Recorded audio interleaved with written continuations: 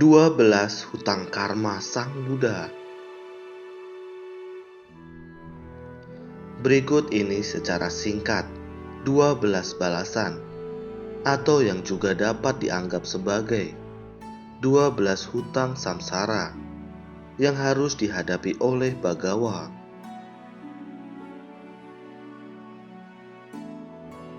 Balasan pertama, fitnah Sundari. Dalam kehidupan lampau, bakal Buddha adalah seorang pemabuk bernama Munali. Ia menuduh paceka Buddha bernama Surabi dengan tuduhan kasar. Orang ini adalah orang yang tidak bermoral, yang menyenangi kenikmatan indera secara diam-diam.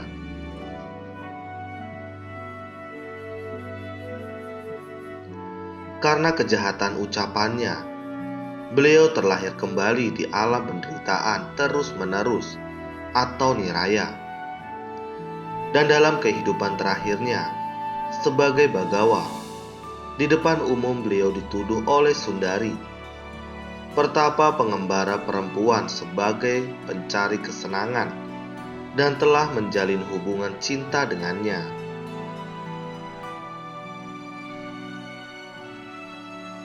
Balasan kedua, fitnahan Cincamana. Dalam kehidupan lampau, bakal Buddha adalah seorang siswa bernama Nanda dari seorang paceka Buddha bernama Sababibu. Ia menuduh gurunya sebagai seorang yang bersifat tidak baik. Karena kejahatan ucapannya, beliau harus menderita selama 100.000 tahun di alam neraya. Ketika terlahir sebagai manusia, seringkali beliau dituduh melakukan kejahatan. Dalam kehidupan terakhirnya sebagai Buddha, di depan umum beliau dituduh oleh Cincamana sebagai seorang asusila yang menyebabkan kehamilannya. Balasan ketiga, 500 murid Buddha menerima fitnahan Sundari. Bakal Buddha adalah seorang Brahmana, guru yang menguasai 3 Weda, seorang yang sangat terhormat.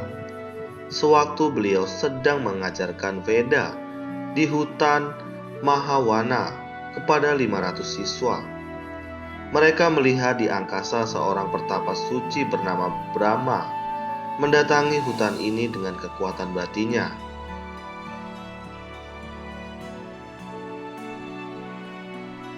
Bukannya terinspirasi, Bodhisattva memberitahu 500 siswanya bahwa pertapa itu adalah seorang munafik yang mencari kesenangan. Para siswa mempercayai apa yang dikatakan oleh guru mereka dan menyebarkan kata-kata gurunya tentang pertapa suci itu sewaktu ia sedang mengumpulkan dana makanan. 500 siswa itu terlahir kembali sebagai para biku, siswa Bagawa. Karena fitnahan yang mereka lakukan terhadap sang pertapa suci sebagai 500 siswa Brahmana guru dalam kehidupan lampau, mereka dituduh telah membunuh Sundari, si pertapa pengembara perempuan yang sebenarnya adalah korban para pertapa itu. Harus dimengerti bahwa tuduhan terhadap para siswa Buddha juga berarti tuduhan terhadap Bagawa sendiri.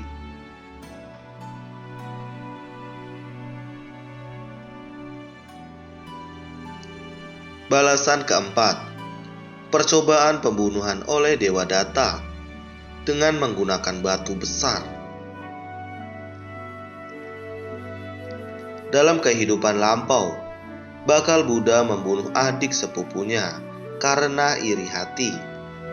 Ia melemparkan adiknya ke dalam jurang, kemudian melemparnya dengan sebuah batu besar.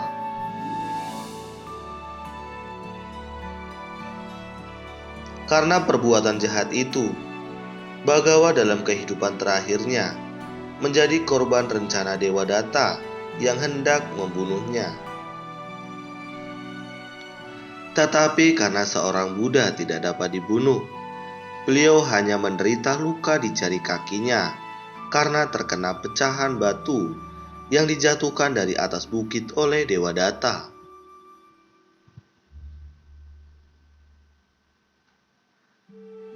Balasan kelima, percobaan pembunuhan oleh Dewadatta dengan mengirimkan kelompok pembunuh.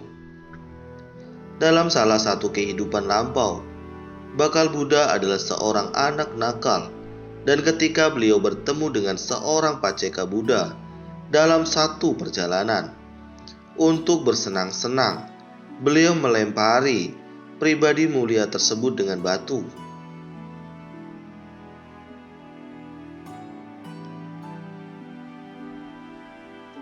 Karena perbuatan jahat itu, Bagawa pernah diserang oleh sekelompok pemanah yang diutus oleh Dewadatta yang bertujuan untuk membunuh Buddha.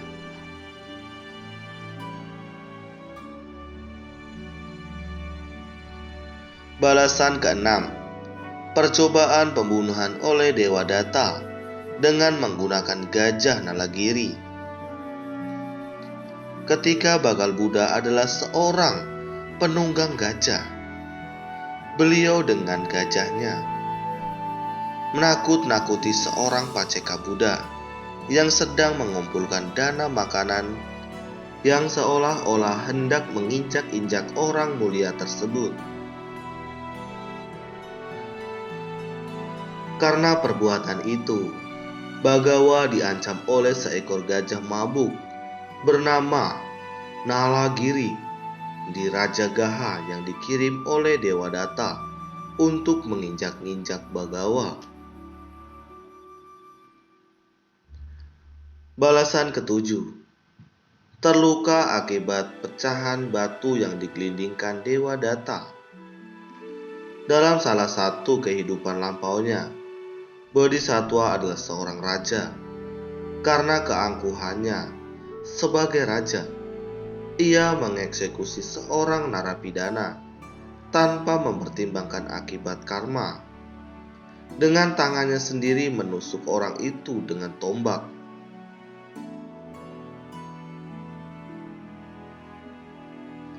Kejahatan itu membawanya ke alam menderita terus-menerus selama banyak tahun yang sangat lama. Dalam kehidupannya sebagai Bagawa, beliau menerima perawatan atas jari kakinya yang luka dengan dibedah oleh Ciwaka, seorang dokter ahli, untuk menyembuhkannya, atau saat terkena pecahan batu yang dijatuhkan oleh Dewadatta.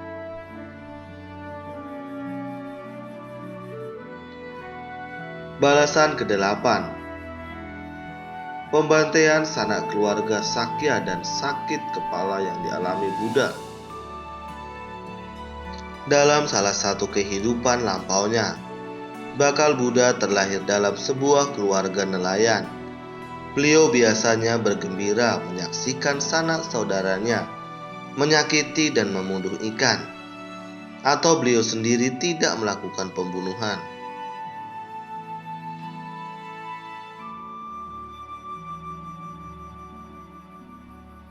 Sebagai akibat dari kejahatan pikirannya, dalam kehidupan terakhirnya sebagai Buddha, beliau sering mengalami sakit kepala. Sedangkan sanak saudaranya dalam kehidupan itu, mereka terlahir sebagai para Sakya yang dibantai oleh Winanaba.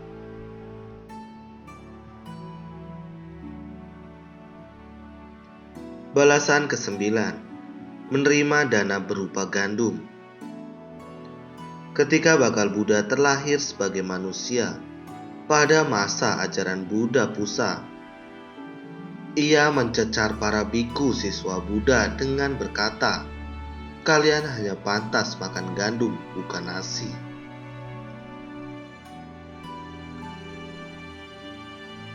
Kata-kata kasar itu berakibat dalam kehidupan terakhirnya, Bagawa terpaksa memakan makanan gandum selama masa wasa di desa Brahma Waranja. Beliau menetap di sana atas undangan Brahmana Weranja.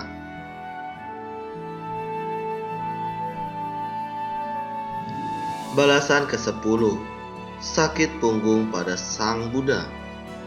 Balasan ke-10, sakit punggung pada Sang Buddha. Pernah bakal Buddha terlahir sebagai seorang petinju bayaran. Saat itu ia memukul punggung lawannya hingga patah. Sebagai akibat dari kejahatan ini, Bagawa dalam kehidupan terakhirnya sering mengalami sakit punggung. Balasan ke-11, diare akut pada Sang Buddha. Ketika bakal Buddha terlahir sebagai seorang dokter dalam salah satu kehidupan lampaunya, ia dengan sengaja meresepkan obat yang menyebabkan sakit perut kepada putra seorang kaya yang enggan membayar jasanya.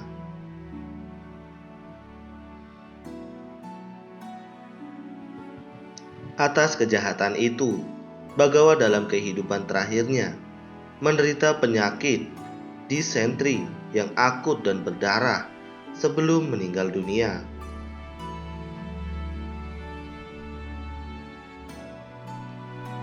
Balasan ke-12, Dukkaracarya, penyiksaan diri sebelum menjadi Buddha selama 6 tahun.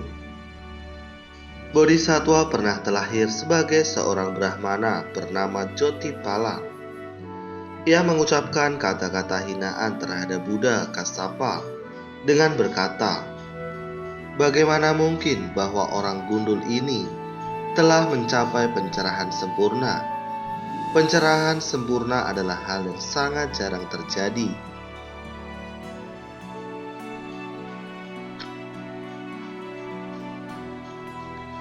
Kata-kata hinaan itu berakibat tertunduknya pencerahan sempurna Bagawa. Para bodhisattva lainnya mencapai pencerahan sempurna hanya dalam hitungan hari atau bulan. Buddha Gautama harus melewati 6 tahun penuh dengan penderitaan dalam pencariannya.